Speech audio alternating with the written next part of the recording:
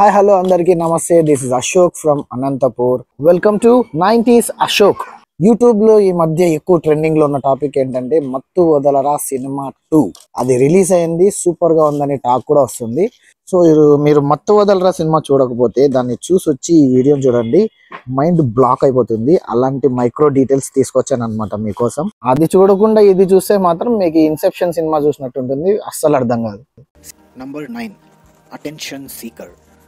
ఈ సీన్లో మీరు అబ్జర్వ్ చేయండి, హీరోకి తన ఫ్రెండ్ తస్కరించడం ఎలా అనేది ఎక్స్ప్లెయిన్ చేస్తున్నప్పుడు వెనక ఒక బుల్ బొమ్మ ఉన్న స్లీవ్లెస్ డ్రెస్ వేసుకొని చాలాసేపటి నుండి బ్యాక్గ్రౌండ్లో కనిపిస్తూ ఒక అబ్బాయి ఉంటాడు. సో ఇక్కడ ఆ అబ్బాయి క్యారెక్టరైజేషన్ని ఎక్స్ప్లెయిన్ చేయడానికి డైరెక్టర్ ఒక చిన్నపిల్లలు ఇద్దరు ఉయ్యాల ఊగుతూ ఉంటే అక్కడికి వెళ్ళి వాళ్ళిద్దరిని బెదిరించి వాళ్ళని పంపించేసి ఈ అబ్బాయి ఆ ఉయ్యాలలో ఆడుకుంటాడు. హీరో ఫ్రెండ్ యేసుదాసు తనకి 2000 రూపీస్ నోట్ని చెక్ చేయమని ఇచ్చిన తర్వాత ఆ నోట్ని మార్చేయడానికి ట్రై చేస్తాడనమాట. ఆ అబ్బాయి అలాంటి జాదు క్యారెక్టర్ అని డైరెక్టర్ 10 మినిట్స్ ముందు నుండే మనకు చెప్తున్నాడు బ్యాక్గ్రౌండ్లో. కానీ మనము హీరో ఫ్రెండ్ మాట్లాడుకునే ఆ విషయంలో కాన్సన్ట్రేషన్ పెట్టడం వల్ల బ్యాక్గ్రౌండ్లో జరుగుతున్న క్యారెక్టరైజేషన్ని అబ్జర్వ్ చేయలేమన్నమాట. సో అక్కడ కనిపించేది అటెన్షన్ సీకర్ కాదు, జస్ట్ ఆ క్యారెక్టర్ ఎంత కన్నింగ్ అని చూపించడానికి డైరెక్టర్ చేసిన ఒక ప్రయత్నం అనమాట. నంబర్ 10, నేను ఇప్పుడు చెప్పబోతున్న పాయింట్లో స్పాయిలర్ అలర్ట్ ఉంది. మనం సినిమా క్లైమాక్స్కి వచ్చేసరికి hero and hero friend Yesudas ఇద్దరు బ్లాస్ట్ నుండి రికవర్ అవుతారు. కానీ మైరా అండ్ విలన్ మాత్రము రికవర్ అవ్వరు. అవ్వలేదు అని పోలీస్ ఆఫీసర్ చెప్తాడు. ఇక్కడ నిజానికి జరిగింది ఏంటంటే, ఆ డ్రగ్ బ్లాస్ట్ జరిగిన తర్వాత అందరూ ఒకే టైంకి రికవర్ అయ్యారు, ఒక్క మీరా మాత్రం రికవర్ అవ్వలేదు. ఎందుకంటే తను ఆల్రెడీ డ్రగ్లోనే ఉన్నింది. బ్లాస్ట్ తర్వాత కూడా తనకి డ్రగ్ ఓవర్ డోస్ అవ్వడం వల్ల తను రికవర్ అవ్వలేకపోయింది. అండ్ నెక్స్ట్ మనకు తెలిసిందే, హీరో ఫ్రెండ్ ఇద్దరు రికవర్ అయ్యారు. బట్ విలన్ గురించి మాట్లాడితే విలన్ రికవర్ అయ్యాడా లేదా అనేది ఇక్కడ పెద్ద సస్పెన్స్ అనమాట. ఇక్కడ జరిగింది ఏంటంటే, హీరో అండ్ యేసుదాసు ఇద్దరు నార్మల్ అండ్ ఇన్నోసెంట్ పర్సన్స్ కాబట్టి వాళ్ళు రికవర్ అయ్యారు. రికవర్ అయినట్టు పోలీసులకి తెలిసేలా బిహేవ్ చేశారు. కానీ విలన్ అంత తెలివి తక్కువడు కాదు కాబట్టి తను రికవర్ అయినా కూడా అవ్వనట్టు, కోమాలో ఉన్నట్టు యాక్టింగ్ చేస్తూ పోలీసులను నమ్మిస్తున్నాడు. దీనికి ప్రూఫ్ ఏంటంటే, ఆ బ్లాస్ట్ జరిగినప్పుడు విలన్ తన ఫేస్కి మాస్క్ కూడా ధరిస్తాడు. హీరోకి అండ్ యేసుదాసుకి ఇద్దరికి మాస్కులు కూడా ఉండవు, అయినా కూడా వాళ్ళిద్దరు రికవర్ అవుతారు. బట్ విలన్ అవ్వడు. సో పాయింట్ నెంబర్ 1, తను మాస్క్ వేసుకున్నా కూడా తను రికవర్ అవ్వకపోవడం అనేది అబద్ధం. కాబట్టి అది విలన్ ఆడుతున్న నాటకం. నంబర్ 2 పాయింట్ ఏంటంటే, పోస్ట్ క్రెడిట్స్ సీన్ తర్వాత విలన్ కదిలి పక్కకు చూసి నవ్వుతున్న సీన్ మనం చూడగలం. దాన్ని బట్టి విలన్ తన తెలివిని ఉపయోగించి కోమాలో ఉన్నట్టు పోలీసులను నమ్మించడానికి ట్రై చేస్తున్నాడు అని అర్థం. నంబర్ 11, రోజులాగానే అభి ఏదైనా టీవీ సిరీస్ చూస్తున్నప్పుడు హీరో వచ్చి సాయంత్రం స్టోరీ చెప్పు అంటాడు. బట్ హీరోకి తెలియని ఒక నిజం ఏంటంటే, ఈ రోజు ఈవినింగ్ అంటే కథలో ఆ రోజు ఈవినింగ్ జరగబోతున్న సిచ్యువేషన్లో నిజంగానే విలన్ తనకి ఏం జరిగింది అని స్టోరీ చెప్పబోతున్నాడు అన్నది హీరోకి అప్పటికి ఇంకా తెలీదు. కానీ మనకు మూవీ చూసిన తర్వాత మనకు అర్థమవుతుంది. Number 12, Sun network turn into Moon network. ఈ సినిమాలో ప్యారలల్ ట్రాక్గా నడిచే ఒక సీరియల్ కథ ఒక ఛానల్లో డిస్ప్లే అవుతుంది. ఆ ఛానల్ ఏంటంటే సన్ నెట్వర్క్కి ప్యారడీగా క్రియేట్ చేసిన మూన్ నెట్వర్క్ అన్నమాట. Shruti Haasan naval piercing. నాకు ఈ మ్యాటర్ గురించి మాట్లాడడం సేఫా కాదా తెలియదు, but no problem. Right to expression అనే యాక్ట్ని యూజ్ చేసుకుంటూ నా ఒపీనియన్ని నేను తెలియజేస్తాను. మ్యాక్సిమం హాస్టల్స్లో లేదా బ్యాచులర్ రూమ్స్లో జరిగే సన్నివేశమే ఇది. తమకి ఇష్టమైన యాక్టర్స్ ఫొటోస్ని డోర్స్కి, కబోర్డ్స్కి అబ్బాయిలు అమ్మాయిలు స్టిక్ చేయడం చాలా న్యాచురల్ విషయం అన్నమాట.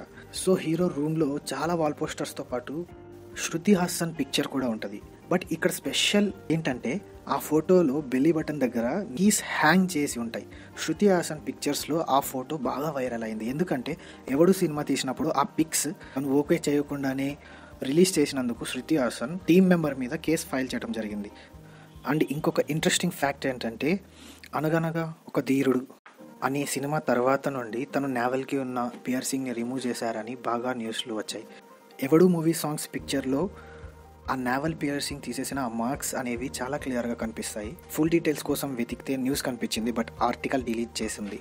సో మేబీ ఆ కాంట్రవర్సీని దృష్టిలో పెట్టుకొని డైరెక్టర్ ఇలాంటి ఒక ఈస్టర్ ఎగ్ పెట్టుంటాడా అని నా ఒపీనియన్. సో ఓవరాల్గా ఒక హీరోయిన్ నావెల్కి ఉన్న పియర్సింగ్ని కీస్ హ్యాంగ్ చేయడానికి కూడా యూజ్ చేయొచ్చు అనే అంత క్రియేటివిటీ మన బ్యాచులర్ రూమ్స్లోనే కనపడుతుంది అని చెప్పడానికి ఇది ఒక ఎగ్జాంపుల్. నంబర్ 14, హీరో ఎంటర్ అయ్యేది 401 ఫ్లాట్లోకి. డ్రగ్ వల్ల వచ్చిన ఒక డీప్ స్లీప్ వల్ల తను లేచిన తర్వాత 501 ఫ్లాట్లో నుండి బయటికి వెళ్తాడు. సో ఈ డిఫరెన్స్ని డైరెక్టర్ ముందే మనకి అర్థం అవ్వాలని కొన్ని ఈస్టర్ ఎగ్స్ పెట్టి చూపించాడు. వీలైన ప్రతి సీన్లో ఫ్లాట్ డోర్ ఎదురుగా ఉన్న ఫ్లవర్ పాట్స్ అరేంజ్మెంట్ మనకి క్లియర్గా కనిపించేలా కెమెరా యాంగిల్స్ని సెట్ చేశాడు. చూడండి, ఈ 2 పిక్చర్స్లో మీరు అబ్జర్వ్ చేస్తే హీరో మత్తు నుండి బయటకు వచ్చిన తర్వాత వెళ్తున్న ఫ్లాట్ వేరు, తను డెలివర్ చేయడానికి వచ్చి ఇరుక్కున్న ఫ్లాట్ వేరు అని డైరెక్టర్ మనకి క్లియర్గా చెప్తున్నాడు. బట్ మనమే స్టోరీలో మునిగిపోయి ఎక్కువ అబ్జర్వ్ చేయలేకపోయాం. అంటే ఆ స్టోరీలో ఉన్న ఆ ఇంటెన్సిటీ అలాంటిదన్నమాట. నంబర్ 15. సో ఈ ఫిలింలో ఉన్న ఒక చిల్డ్రన్ చిన్న చిన్న మిస్టేక్స్ గురించి నేను మీకు చెప్తాను. జస్ట్ ఫర్ ఒక ఐడియా కోసం నేను చెప్తున్నాను అంతే. అలాగే నా వీడియో కూడా కంటెంట్ పెరుగుతుందని. సో నంబర్ 1 ఏంటంటే హెల్మెట్ చేంజ్. ఈ ఫ్రేమ్లో హీరో ట్రాఫిక్ సిగ్నల్లో ఆగినప్పుడు ఒక హెల్మెట్ ఉంటుంది. ఆ హెల్మెట్ స్టీల్ బర్డ్ అనే కంపెనీకి సంబంధించింది. నెక్స్ట్ ఫ్రేమ్లో హీరో బైక్ స్టాప్ చేసినప్పుడు మాత్రం వేగా హెల్మెట్ ఉంటుంది. నంబర్ 2, 6:30కి బ్రహ్మాజీ అలారం ఎందుకు పెట్టుకున్నాడో డైరెక్టర్ ఎక్స్ప్లెయిన్ చేయలేదు. అండ్ ఆ అలారం కొట్టినప్పుడు స్క్రీన్ మీద మనం అబ్జర్వ్ చేస్తే ఈ ఫిలిం జరిగింది 2016లో అన్నట్టు మనకు క్రియేట్ చేశారు. ఎలా చెప్తున్నానంటే లాస్ట్లో యేసుదాసు సార్ ఇది 2016ఏనా అని క్వశ్చన్ చేస్తాడు. సో దీన్ని బట్టి ఈ ఫిలిం 2016లో జరిగిన కథ అని మనకి ఇండైరెక్ట్గా చెప్తున్నాడు డైరెక్టర్. కానీ ఇక్కడ చేసిన మిస్టేక్ ఏంటంటే 2016లో December 12th వెడ్నెస్డే కాదు, అంటే బుధవారం కాదు. కానీ అక్కడ బ్రహ్మాజీ సెల్లులో మాత్రం టైం 6:30 బుధవారం 12th December అని ఉంటుంది. కానీ నిజానికి December 12thలో బుధవారం వచ్చేది 2018 ఇయర్లో. అంటే ఈ మూవీ షూట్ చేసింది 2018 ఇయర్లో, కానీ ఈ స్టోరీ జరిగింది అని మనకి చెప్పింది 2016లో. ఇది చిన్న మిస్టేకే, కానీ నేను ఆ మిస్టేక్ కనుక్కున్నందుకు నాకు కొంచెం గర్వంగా ఉందన్నమాట. నంబర్ 3 మిస్టేక్ ఏంటంటే హీరో మెడలో ఉన్న రుద్రాక్ష. సినిమా స్టార్టింగ్లో హీరో కొంచెం పోకిరిలాగా అలా ఉంటుంది గెటప్. ఆ టైంలో ఆ క్యారెక్టర్కి సరిపోయేలాగా రుద్రాక్ష పెద్దదిగా వేశారు మెల్లో. దాని తర్వాత కటింగ్ చేయించుకొని డీసెంట్గా మారాలని ట్రై చేసిన తర్వాత రుద్రాక్ష సైజ్ కూడా మారిపోయింది. అంటే డీసెన్సీలో పడి రుద్రాక్ష సైజ్ కూడా మారిపోవడం అనేది దట్స్ ఎ గుడ్ థింగ్ కదా. నంబర్ 4, హీరో అపార్ట్మెంట్స్ నుండి బయటికి ఎస్కేప్ అయ్యేటప్పుడు తన బ్యాగ్ డ్యామేజ్ అయి ఉంటుంది అండ్ జిప్ కూడా క్లోజ్ చేసి ఉండదు. అదే తన రూమ్ దగ్గరికి వెళ్ళేలోపు జిప్ వేసి ఉంటుంది, ప్లస్ బ్యాగ్ కూడా కొత్తగా ఉంటుంది. తను జిప్ తీసి బ్యాగ్ ఇలా రివర్స్ చేసేసరికి ఆ బ్యాగ్లో ఉన్న మనీ అంతా కింద పడుతుంది.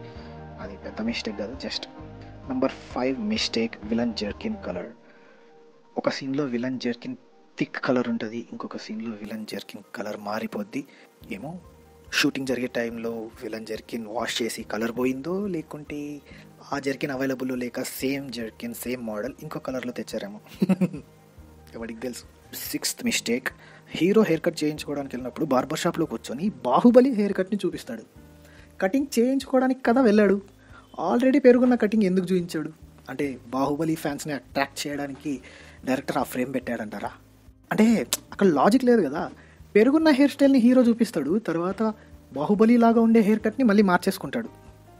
ఏమో అక్కడ లాజిక్ లేదు. సో మ్యాక్సిమం నేనైతే బాహుబలి ఫ్యాన్స్ ఒక్కసారన్న థియేటర్లో అరుస్తారని చెప్పి అలా పెట్టాడేమో అని నా feeling. Last but not least 7th mistake. ఇది నాకు అసలు అన్సాల్వ్డ్గా ఉండిపోయిందండి. ఎందుకు తెలుసా? ఈ మూవీలో ఒక పెద్ద ట్విస్ట్కి సంబంధించిన డీటెయిల్ ఇది.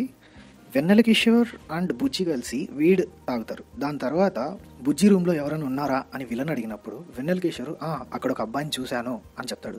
వెన్నెల కిషోర్ హీరో బుజ్జి రూమ్లో ఉన్నట్టు వెన్నెల కిషోర్కి ఎలా తెలుసు? ఒకవేళ తెలిస్తే తను ఎందుకు షాక్ అవ్వలేదు? అదేంటి బుజ్జి రూమ్లో ఇంకొక అబ్బాయి ఎవడో ఉన్నాడే అనే డౌట్ తనకు ఎందుకు రాలేదు? సరే టెన్షన్లో ఉన్నట్టు రాలేదు అనుకుందాం, అది ఎలా తెలుసు అంటే అది ఎక్స్ప్లెనేషన్ ఇవ్వాల్సినంత పెద్ద పాయింట్ కాకపోవచ్చు, కానీ కథలో ట్విస్ట్కి ఇంపార్టెంట్ పాయింట్ కాబట్టి నాకు కొంచెం కన్సర్న్గా అనిపించింది అంతే.